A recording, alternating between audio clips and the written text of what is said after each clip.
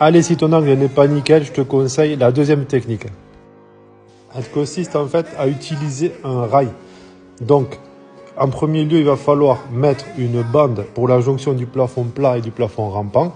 Donc, tu peux mettre une bande armée ou une bande papier classique. Là, ça n'a pas vraiment d'importance. Il suffit qu'il y ait la liaison qui soit faite entre les deux plafonds. Une fois que ta bande est collée et qu'elle est bien sèche, on va venir positionner un laser pile dans l'axe. On va venir placer un rail sur le plat du plafond, sur le plafond plat. Une fois qu'il sera en place, nous ce qu'on va faire, c'est qu'on va utiliser un enduit prise rapide pour charger. Et là, on va utiliser un enduit prise rapide d'une demi-heure. Une fois que l'enduit sera bien sec, on viendra remettre un petit coup d'enduit de finition. Et là, on aura un côté qui sera déjà vraiment très bien. Pour la deuxième partie de l'angle, on va faire sensiblement la même chose.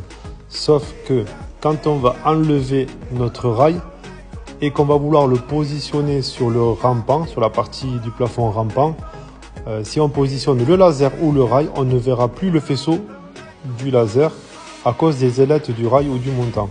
Donc ce qu'on va faire, c'est qu'on va venir retirer les vis du rail. Une fois que les vis sont retirées, on va utiliser un crayon à papier, pas de marqueur s'il vous plaît, le peintre vous remerciera, et on va pouvoir repositionner du coup le rail ou le montant sur les traits qu'on aura fait au crayon à papier, au crayon au lira, n'importe.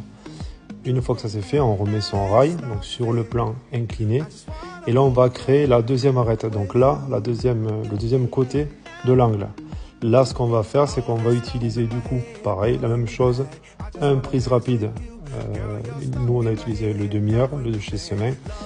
Un prise rapide de demi-heure. Une fois que c'est chargé, que c'est bien sec, on va venir mettre l'enduit de finition dessus.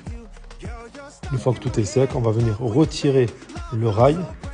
Mais il va falloir faire attention parce que quand on va retirer le rail, on aura les impacts des vis qui auront servi à maintenir le rail sur la partie du plafond rampant. Donc, on pense bien à reboucher les petites vis. Et voilà, on sera vraiment nickel. Voilà, à plus tard, ciao.